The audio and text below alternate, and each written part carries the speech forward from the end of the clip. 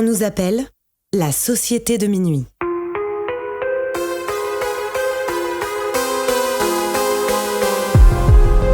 Séparément, on pourrait croire que nous sommes tous très différents les uns des autres.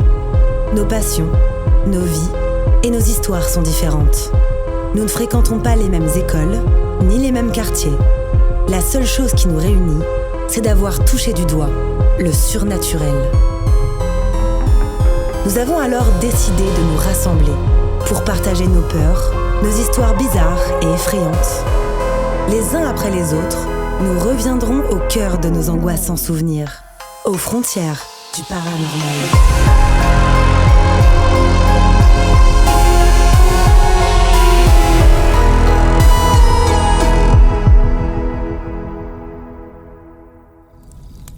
Si vous écoutez cet enregistrement, c'est bien parce que, vous aussi, vous partagez cette fascination pour l'étrange. Vous êtes les bienvenus, mais attention, préparez-vous à sortir de votre zone de confort, car les histoires que vous allez entendre se sont bel et bien produites. Paul est un petit garçon très curieux. Il se pose beaucoup de questions sur le monde qui l'entoure et se retrouve souvent à la bibliothèque pour chercher des réponses. Grâce à cette curiosité et aux récits fantastiques que lui racontait son père, il grandit en restant ouvert au monde invisible qui nous entoure. Et c'est au cours de sa vie d'étudiant qu'il va vivre ses premières expériences paranormales. Cette histoire s'intitule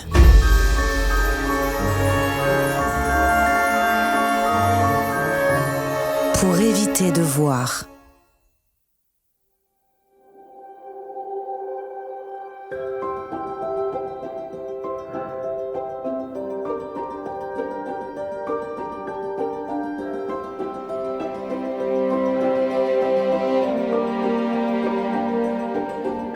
J'ai grandi en banlieue parisienne, vraiment dans une zone pavillonnaire. Enfin, au départ dans une cité, puis après dans une zone pavillonnaire. Et donc, on était tous à peu près du même âge, même niveau social à peu près. Ma maman est française et mon père est congolais. Et lui, il est arrivé en France au tout début des années 80. Et en fait, ils se sont rencontrés dès son arrivée. Et 3 mois après, ma maman était enceinte de moi. Dans ma famille, du coup, moi, j'ai un frère et une sœur. Et je suis l'aîné. Quand j'étais enfant, j'étais un enfant assez mélancolique. En tout cas, il y avait souvent des commentaires de mes profs qui me disaient que j'étais très souvent dans la lune, j'étais assez rêveur. Toujours à penser à des grandes idées. Je me rappelle, j'essayais de comprendre qu'est-ce que c'était l'infini, qu'est-ce que c'était l'espace. Donc toujours un peu en demande de savoir. Et assez vite, je me suis intéressé aux fantômes, on va dire. Alors je ne me rappelle plus du tout comment ça a commencé, mais je me rappelle juste aller à la bibliothèque les mercredis quand j'avais pas d'école pour regarder des photos, des livres de photos de, je pense que ça devait être début du XXe siècle, fin du XIXe siècle, d'ectoplasme et de fantômes, qui me faisaient peur mais me fascinaient à la fois. Et donc je pense que c'est comme ça que ça a un peu commencé, et bien sûr aussi les récits de mon papa qui nous racontait des histoires tous les soirs, parce qu'on n'avait pas de télévision. Il se mettait à nous raconter des contes qui venaient de son clan. Des contes où il y avait des personnages qui étaient hyper durs à visualiser parce que c'était des gens qui avaient par exemple juste des moitiés de corps, qu'une jambe, qu'un bras. Et c'était toujours des contes qui avaient quand même pour but de nous apprendre une leçon. Il y avait toujours une morale. Et ça se passait très souvent dans la forêt vierge, dans la forêt équatoriale, avec des animaux. Et donc je pense que ça a aussi contribué à développer un imaginaire qui ensuite m'a servi plus tard, parce que je suis artiste et que je vois que ça commence à réirriguer mon travail assez fortement.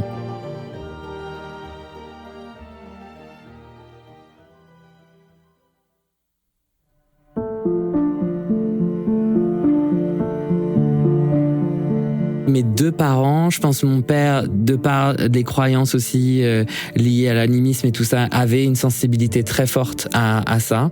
Et ma mère, qui a grandi en Corrèze, qui est dite une terre de sorcières, je pense qu'il y avait vraiment aussi une ouverture à ça. Et donc, je me suis jamais posée en sceptique. Et je pense que c'est une position qui n'était pas du tout présente dans ma maison. En fait, je me rends compte de ça maintenant, en parlant. Sans que ce soit non plus hyper présent, mais c'était là. Et voilà, par des petites choses, je pense des petites pratiques aussi, tu vois, de mon papa aussi pour célébrer ses ancêtres, célébrer aussi ses frères et sœurs qui sont restés au pays, certains qui sont morts. Donc il y avait toujours des petites choses, tu vois, de l'alcool versé dans les plantes pour remercier les ancêtres, ma maman qui nous regardait les lignes de la main sans jamais nous dire vraiment ce qu'elle y voyait, tu vois. Donc il y avait quand même quelque chose d'assez présent à ce niveau-là, je pense. À partir du début de mon adolescence, j'ai, comme beaucoup d'adolescents, je pense, été attiré par le spiritisme et puis j'ai refermé la porte tout de suite parce que ça m'a fait très peur.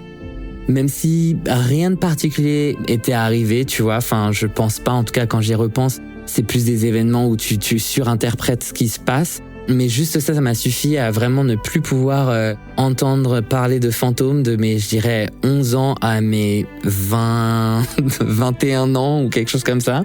Et puis ensuite, tout doucement, je me suis remis à y repenser. Et c'est beaucoup plus tard, enfin c'est vraiment tranquillement, c'est parce qu'au départ j'avais souvent des intuitions à propos de personnes, de gens, j'étais assez perceptif, sans pouvoir vraiment nécessairement l'expliquer. Pas vraiment des visions, mais juste comme des idées, tu vois, qui émergent. Et puis souvent ces idées-là, elles se trouvent être vraies.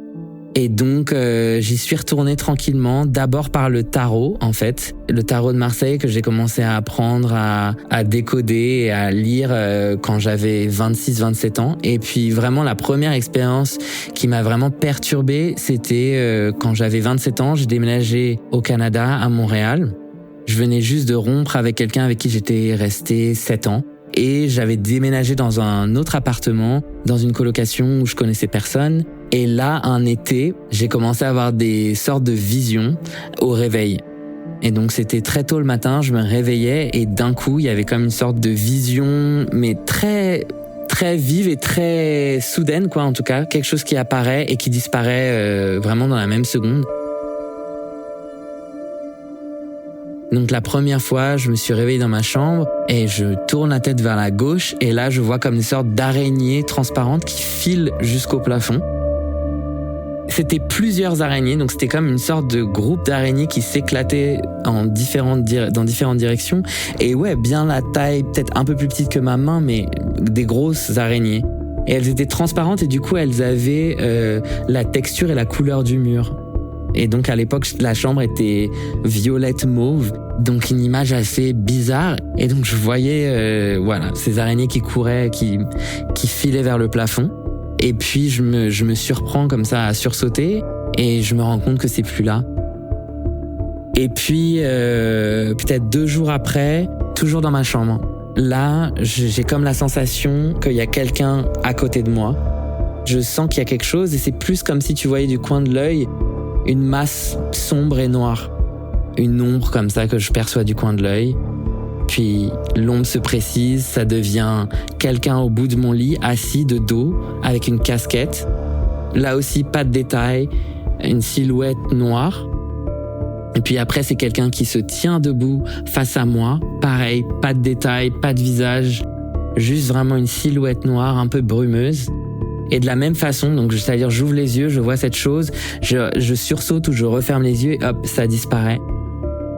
Ça a été progressif et c'était au cours de peut-être 1 ou 2 semaines, donc c'était assez rapproché, mais à chaque apparition, la vision se précise. Et donc ça devient quelque chose de plus en plus visible ou moins difficile à ignorer en fait, quelque part. Et donc c'était chaque matin, la vision se précisait de plus en plus et je commençais à voir ce que c'était. Et il y a un matin où j'avais un nouveau copain, mon copain de l'époque, et là je me réveille et là la vision est ultra claire, dure beaucoup plus longtemps et je vois un jeune homme que je peux vraiment décrire, que je pourrais reconnaître si je le voyais dans la rue, habillé de façon assez moderne, qui agite un pendule au-dessus du corps endormi de mon copain. Donc si tu veux, je tourne la tête et je vois cette silhouette. Et là, j'hallucine. En fait, j'ai un sentiment en moi il y a quelqu'un dans ma chambre. Donc je panique un peu, mais je regarde cette personne-là, il me sourit avec un espèce de sourire un peu malicieux. Et là, son image se dédouble, enfin se détriple. Elle devient 3, puis se referme. Et là, je ferme les yeux, je les réouvre et là, il est plus là. Et donc tout de suite, je réveille mon copain qui est là Et lui, en lui confiant ça, direct, il cherche même pas à comprendre, il explose en pleurs un peu en me disant « Non mais j'ai toujours senti un truc bizarre dans ton appartement, je pense qu'il y a quelque chose qui ne me veut pas ici, il faut que je parte, je sais pas quoi. » Et donc là, il m'a conseillé d'en parler à d'autres gens. Et donc moi jusque-là, en fait ça m'a pas fait vraiment peur, c'était ça qui était étrange aussi, je voyais ces choses-là mais je n'avais aucun sentiment de peur en moi quoi. Mais je me suis dit, la fatigue, je travaille beaucoup, c'est tôt le matin, j'ai tendance à avoir du mal à dormir, donc je me disais, mais est-ce que c'est des hallucinations? Je sais pas, mais j'ai jamais eu ça de ma vie. Ce qui s'est passé, c'est que j'en ai parlé à des amis à moi, et moi je m'attendais encore une fois à rencontrer beaucoup de scepticisme et qu'on me dise non mais n'importe quoi, Paul, tu dois être fatigué, tu vas trouver des explications rationnelles. Sauf qu'en fait personne ne m'a dit ça. Tout le monde m'a dit oh là là Paul, il faut que tu utilises de la sauge. Moi à l'époque je savais pas, enfin j'en avais peut-être entendu parler mais c'était pas un truc que je connaissais. J'en ai parlé à ma coloc qui est brésilienne, qui elle avait un peu plus de connaissances de ça. Elle m'a dit oui il faut qu'on sauge l'appartement et tout ça. Et c'est en fait quand j'ai commencé à sauger l'appartement là que j'ai commencé à avoir peur, à me dire en fait c'est vraiment bizarre. Et donc, elle a commencé à faire des recherches autour de l'histoire de l'appartement et tout ça. Elle m'a dit, non, mais j'ai trouvé aucune histoire de meurtre, juste des histoires de viol. J'étais, oh là là, je suis pas sûr que je veux savoir. Et peut-être quelques mois après ça, j'ai déménagé, j'ai dû revenir en France. Et il y a plus eu d'autres manifestations. Et elles sont revenues par contre à d'autres endroits, d'autres moments dans ma vie plus tard. Et là, c'est là où j'ai commencé à me dire, ok, c'est un truc bizarre, quoi. Et que j'ai essayé de comprendre après dans les années à venir.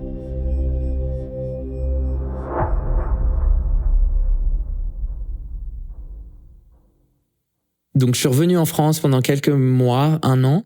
Une des choses que j'ai faites, c'est d'en parler à mon papa, qui a eu aussi un lien quand même aux fantômes et à l'invisible assez fort parce qu'il a beaucoup de rêves prémonitoires, beaucoup de rêves hyper symboliques, hyper chargés. Et donc je savais que je pouvais lui en parler. Et lui, il m'a dit tout de suite, parce qu'il est croyant, pratiquant, il m'a dit oui, il faut que tu pries dès que ça arrive, il faut vraiment que tu te protèges, mais t'aurais dû me dire et tout ça. Puis ensuite, j'ai déménagé en Angleterre.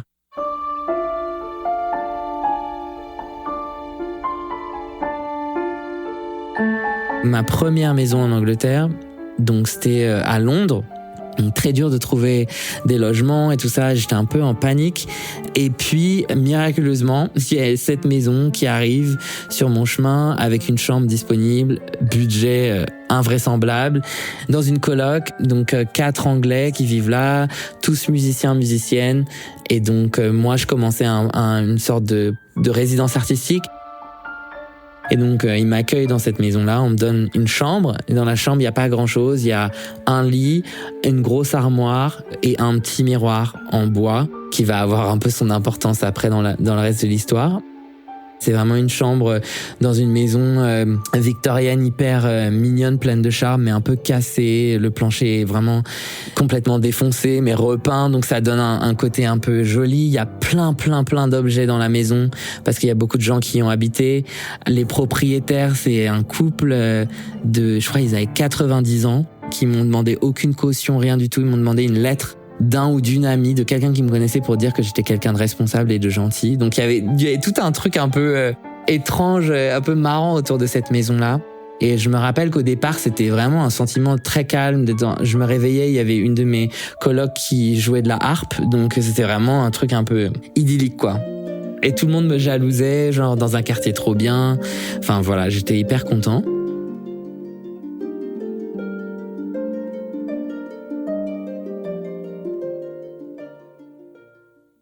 Sauf que voilà, au fur et à mesure, je commence à avoir vraiment des nuits un peu plus agitées. Et là, j'ai ce même sentiment que des fois, il y a quelqu'un dans ma chambre. Et c'est hyper étrange. Donc, la façon dont ça se passe, là, par contre, c'est la nuit.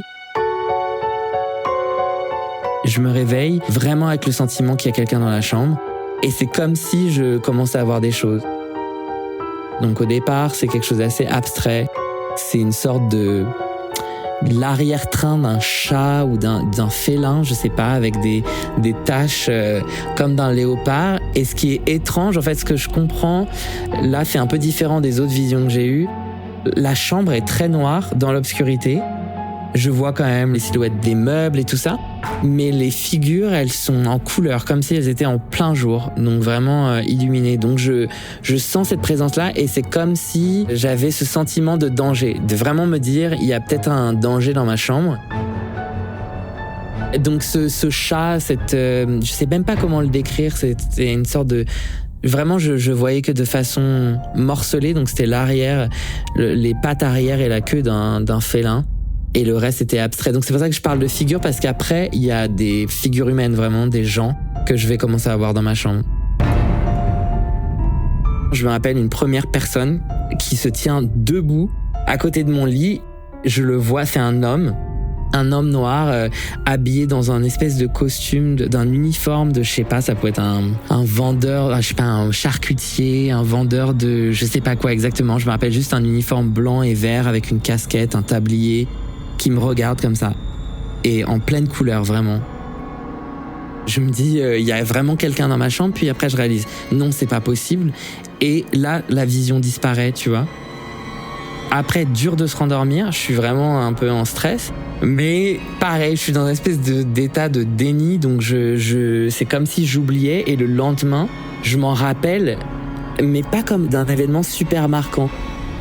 Donc c'est ça qui m'étonne toujours à chaque fois. Et ce qui est étrange, c'est que je garde en moi cette peur du paranormal, mais en même temps, quand ça arrive dans ces moments-là, il y a juste la peur qu'il y ait vraiment quelqu'un dans ma chambre, mais sinon, j'ai pas peur de cette vision-là. C'est hyper étrange. Dans cette chambre, par exemple, il y a eu aussi le visage d'une femme. C'était aussi une femme noire, avec une espèce de turban dans les cheveux, et elle, je voyais vraiment juste son visage, et elle avait vraiment un truc d'agressif. Vraiment, là, c'est un moment où encore une fois, j'avais amené mon petit copain de l'époque à la maison, il dormait à côté de moi, et là, il y a ce visage de cette femme qui s'approche, et normalement, ces visions-là, elles sont statiques, donc elles s'approchent pas trop de moi. Même le félin, c'était loin, c'était dans un coin de la chambre, donc je me sentais pas vraiment en danger bouger, quoi, de devoir bouger. Et là, c'était un visage qui souriait, vraiment grimaçant, et qui s'approche de moi très très près. Et là, je crie en anglais, laissez-moi. Et là, mon copain se réveille en panique, genre qu'est-ce qui se passe? Et donc je lui raconte, et il me dit, ça doit être sûrement un cauchemar. Et mais je lui dis, moi j'ai jamais des cauchemars comme ça. Quand j'ai un cauchemar, c'est une sensation très différente. On dirait juste quelqu'un, une personne que tu peux vraiment voir dans la rue, quoi. Vraiment, c'est ça qui est perturbant. Donc c'est pour ça que j'ai eu du mal à les qualifier pendant longtemps, parce que je les ai jamais vus comme peut-être des fantômes, mais peut-être qu'ils étaient des fantômes, je sais pas. Peut-être qu'ils sont des fantômes. Après, je suis artiste, mon travail m'amène à voyager beaucoup. Et donc, je me suis retrouvé dans des hôtels pareils où je commençais. J'ai vu des infirmières passer devant moi comme ça. Des masques grecs aussi, j'ai eu ça, mais géants, qui étaient là quand je me réveille. Des choses aussi beaucoup plus abstraites, menaçantes. Et puis j'ai commencé à développer un réflexe que j'ai toujours encore aujourd'hui. En fait, maintenant j'ai pris le réflexe de juste entrouvrir mes yeux. Quand j'ai ce sentiment, je me réveille avec ce sentiment qu'il y a quelqu'un, j'ai pris le réflexe de ne plus ouvrir mes yeux. Et du coup, je vois juste des morceaux de ces gens-là, donc des morceaux de vêtements. Comme si t'avais quelqu'un à côté de toi quand tu dors, tu vois. Et tu vois à hauteur de hanche un vêtement, peut-être des mains. Quelqu'un qui est là, qui attend à côté du lit. Et j'ai même pris l'habitude de mettre un masque pour dormir, pour éviter de voir. Mais c'est là. Ça a été tellement présent à un moment dans ma vie que j'ai décidé justement de voir un médium, pour des raisons autres, mais lui tout de suite m'a parlé de ça, que j'avais une connexion avec l'ésotérisme, en tout cas avec l'occulte, très fort. Mon nom de famille, en fait, dans une des langues maternelles de mon père, parce qu'il en a plusieurs, ça veut dire le contenant de l'antidote. Donc c'est le contenant et l'antidote, donc ça veut dire la corne qui contient l'antidote et l'antidote en même temps. Donc il y a aussi ce truc-là, peut-être qui est déjà dans mon nom. Et donc il a commencé à me parler de ça, et il m'a dit, mais c'est drôle parce que j'ai l'impression que tu fermes vraiment la porte à ça, et que c'est comme si tu niais la présence de tes dents dans ta bouche. Ça sert à rien en fait, elles sont là, donc autant les utiliser. Et j'ai essayé, il m'avait donné des conseils et tout ça pour vraiment accentuer ces capacités-là, parce qu'il m'a dit, c'est peut-être des gens qui viennent te parler, c'est peut-être des gens qui ont des messages pour d'autres, et c'est vrai que c'est comme ça que ça je le ressentais. Mais les seules fois où j'ai essayé d'interagir avec eux, vraiment de parler, j'ai essayé les deux. J'ai essayé de parler avec ma bouche, essayer de parler avec mon esprit, et j'ai jamais eu de réponse. C'est vraiment toujours des choses assez statiques, silencieuses, qui me regardent, vraiment. Et dans cette maison à Londres, après une des dernières nuits que j'ai passées là-bas, je me rappelle juste sortir des toilettes. Donc là, j'étais vraiment pas dans mon lit, pas du tout endormi. Et j'ai vu une ombre noire vraiment marcher comme ça dans le couloir et passer dans la chambre d'une de mes colocs. Et j'étais là, ok, ouais, cette maison, c'est sûr, il y a quelque chose. Et vraiment, ça s'est confirmé ensuite, après, une fois que j'ai déménagé, parce que j'osais pas trop en parler, parce que j'avais toujours peur de passer pour un fou un peu. Et j'en ai parlé à des personnes qui habitaient dans cette maison-là, et ils m'ont dit aussi avoir eu des expériences très bizarres.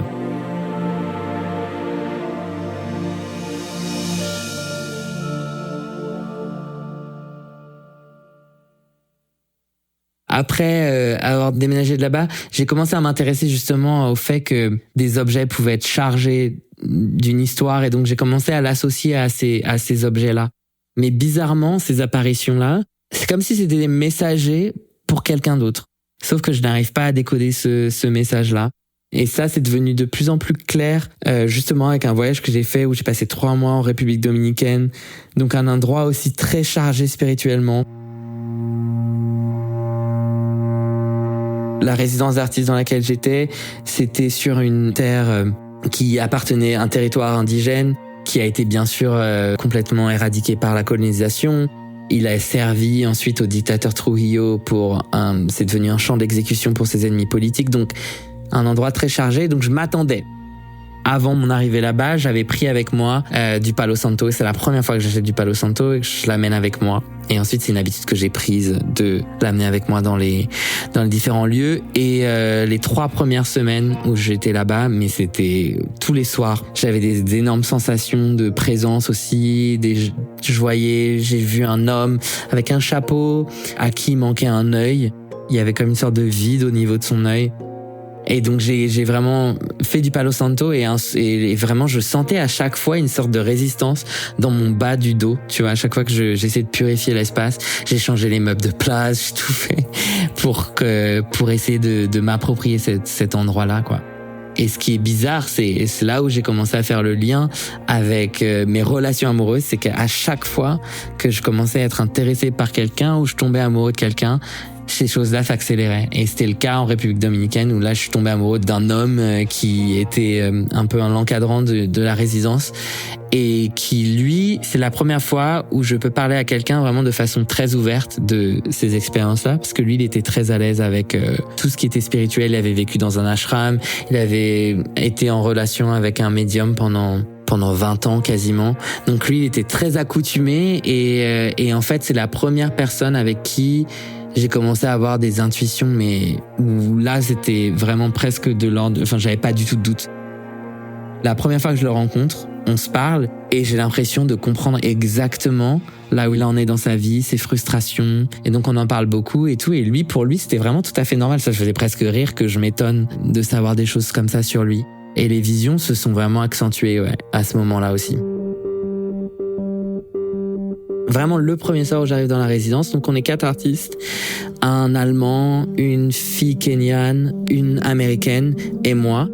Et moi et l'Allemand, on décide d'aller boire un verre dans un bar à côté de la résidence. Et donc c'est une toute petite communauté qui est autour d'une école d'art et d'un campus universitaire, et donc tout le monde se connaît. Et là, il y a une dame qui m'approche, blonde, je ne la connais pas. Donc elle était la gérante de ce lieu, de ce bar. Et il se trouve qu'elle est française, et elle me parle tout de suite en français. Donc elle a compris que j'étais français. Elle me dit: toi, tu es très ouvert. Il va falloir que tu te protèges. Il va falloir que tu te barricades un peu plus, parce que ça veut dire que tu contrôles pas ce qui t'arrive, les énergies qui t'arrivent et tout. Il y a vraiment des gens qui vont t'attirer vers toi comme ça, et qui vont te pomper vraiment toute ton énergie. Donc j'étais un peu, ça faisait vraiment, moi j'ai vraiment eu l'impression d'être dans Twin Peaks un peu. Fais attention à Raoul, il est très puissant. Et donc Raoul, c'est cette personne que j'avais rencontrée quelques heures avant. Et donc là, je suis là, ok. 1 mois après, elle me ressort une phrase comme ça. Elle me dit: non mais tu sais, Raoul est très puissant. Une fois, je l'ai entendu parler avec cette autre personne dans une langue que je comprenais pas, que je connais pas. Donc il y a tout un truc un peu mystique. Donc c'est comme ça qu'on en a commencé à parler avec Raoul. Et donc c'est pour ça qu'elle me parle de ces gens. Donc ça faisait vraiment, c'est pour ça que j'ai eu cette impression de Twin Peaks, quoi, vraiment de quelqu'un que tu connais pas qui commence à te dire des choses qui ont pas de sens. Et en fait, au début, on en a rigolé avec l'artiste allemand, un peu genre, bon ok, c'est hyper bizarre. Et puis, au fur et à mesure, en commençant à connaître Raoul et en étant de plus en plus attiré vers lui, c'est vrai que je trouvais qu'il y avait un truc très fort chez lui. Et il me disait, non, mais moi j'ai rien, j'ai jamais eu d'expérience, même si j'aurais voulu en avoir. Mais c'est bizarre, j'arrivais pas trop à le croire. Même peut-être jusqu'à ce jour-là, j'arrive pas trop à le croire. Et donc, on a commencé à parler de ça. C'est là où j'ai commencé à lui dire des choses que je ressentais à propos de sa vie, et il a toujours confirmé ce que c'était. C'était pas des choses forcément faciles. C'est par exemple des choses liées à des gens autour de lui qui avaient des problèmes d'alcool ou de drogue, et je sais pas comment je ressentais ça, mais je lui en parlais parce que je sentais qu'il y avait un potentiel danger ou quelque chose, peut-être juste comme si j'informais un ami de peut-être une situation qui m'était parvenue, mais c'était délicat parce que je le connaissais vraiment pas. Donc c'est un peu étrange, et en fait lui il a accepté ça de façon très facile, quoi.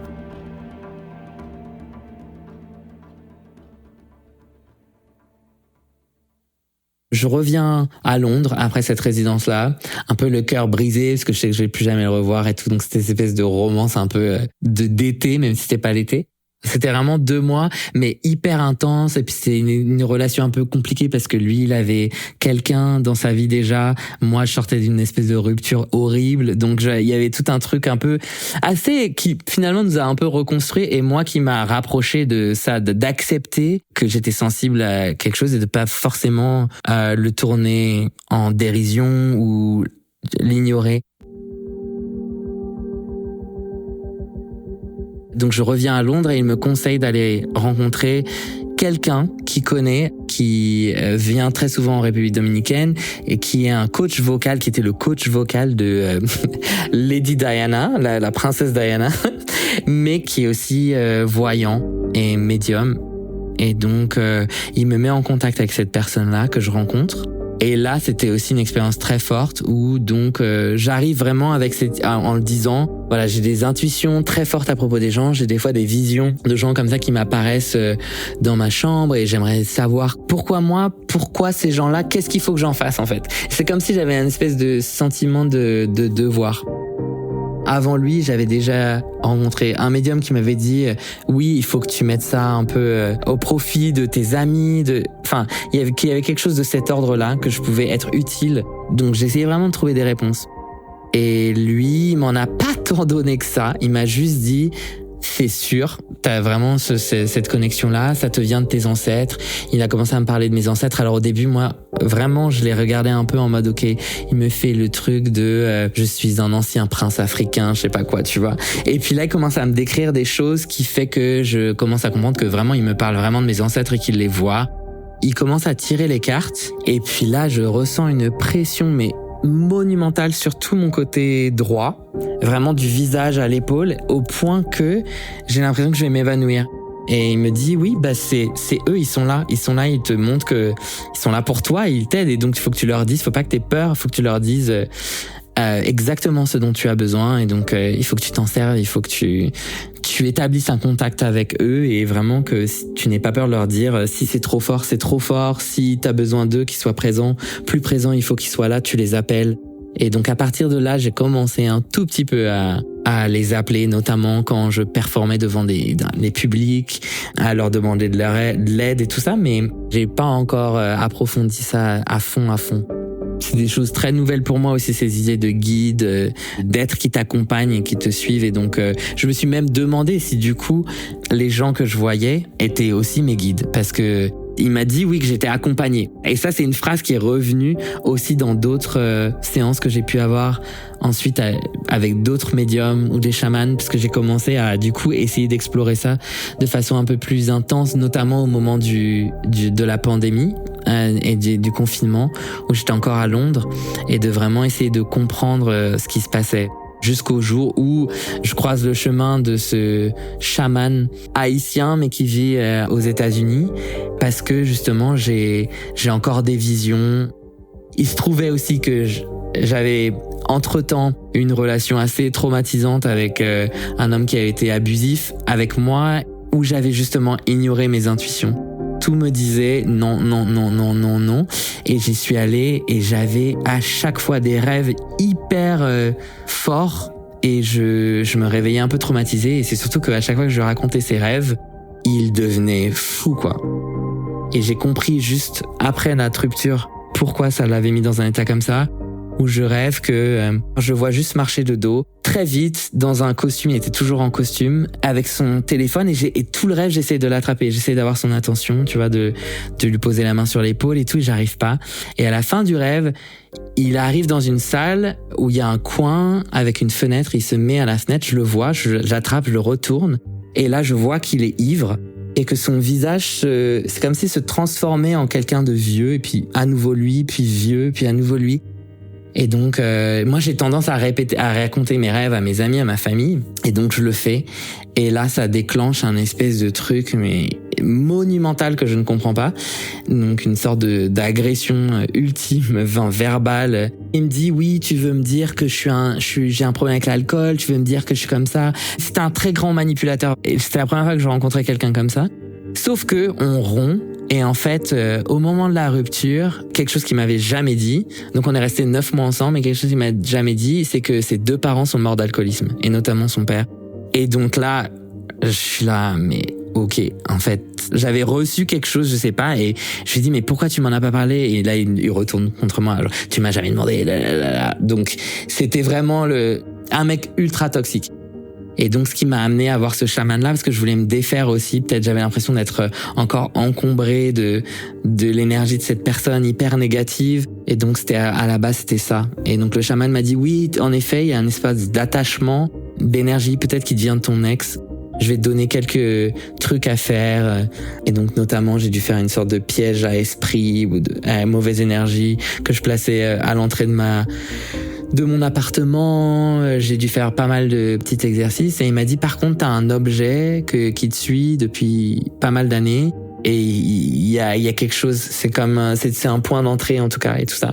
Au tout départ, parce que j'étais encore trop dans la rupture, je pensais à un bol que mon ex m'avait offert dont je voulais me débarrasser. Et puis il m'a dit non, c'est pas quelque chose que t'as depuis là 1 an, c'est quelque chose qui te suit aussi. Et là, j'ai pensé tout de suite au miroir que j'avais ramené de cette première maison en Angleterre, cette première maison à Londres. Et ce miroir qui était, voilà, rien de particulier vraiment, miroir des années 50, assez minimal, avec un bord en bois foncé, petit, donc peut-être 30 cm sur 30 cm, mais très lourd. Et c'est hyper étonnant. Et donc là, tout de suite, j'ai compris que c'était ce miroir, et il m'a dit, oui, fais-toi confiance. Et c'était un miroir que j'avais tout le temps aussi à côté de mon lit. Donc je me suis dit, peut-être que c'est de là que les visions me viennent. Peut-être que c'est un portail aussi, tu vois, j'ai commencé à comprendre aussi un peu ça. Et j'ai mis de la sauge, je l'ai fumigué avec de la sauge, et je l'ai abandonné sur un bord d'une route à côté de chez moi, en m'excusant, en me disant pardon, mais je peux pas garder ça. Et après, oui, en effet, les visions se sont un peu calmées, quoi. Même si elles sont revenues là, donc je me doute qu'elles ne sont pas forcément liées à cet objet.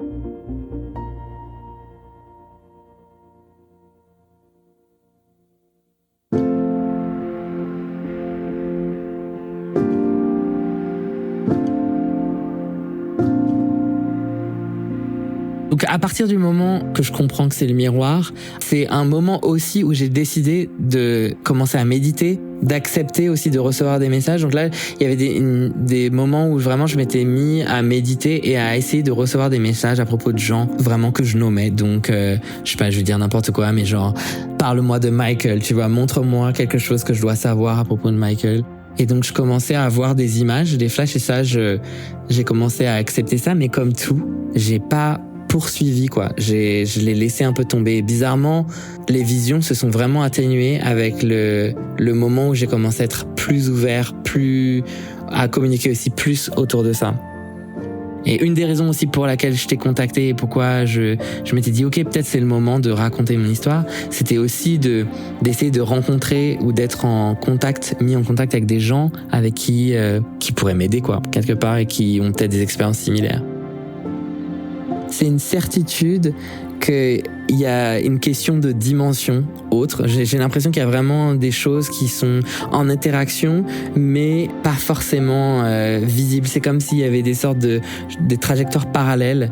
C'est quelque chose qui m'intéresse toujours, de regarder le monde à travers des perspectives alternatives et d'être peut-être dans quelque chose qui est plus expansif que vraiment l'approche cartésienne, rationnelle, physique, qui pour moi est très limitante et qui presque devient une espèce de dogme, et je comprends pas pourquoi ça existe en fait, parce que pour moi ça fait pas de sens. En fait, ça fait pas de sens. Et du coup, pour moi, il y a vraiment une coexistence de différentes temporalités, peut-être différentes dimensions, et que peut-être que ce qu'on appelle les fantômes, oui, c'est ça, c'est des gens qui sont des créatures qui sont vraiment peut-être entre deux espaces. C'est vraiment ouvert, et c'est vraiment quelque chose où j'ai peu de réponses. Mais c'est assez beau, c'est assez chouette. De la peur est né quelque chose qui est assez beau, où j'ai de moins en moins peur de ça, en tout cas.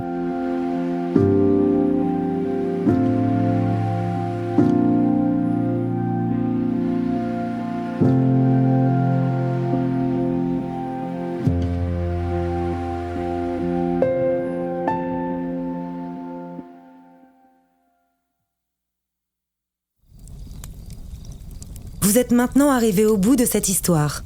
Avant de partir, venez me dire ce que vous en avez pensé en laissant un commentaire sur votre plateforme d'écoute préférée ou sur Instagram.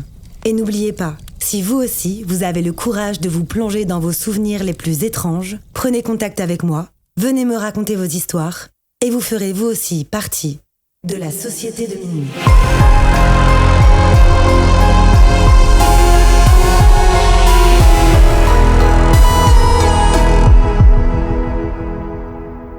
Ce podcast a été imaginé, réalisé et monté par votre hôte, Tatiana Benamou. Il est mixé par Dimitri Benamou et la musique du générique a été composée par Jérémy Marlon.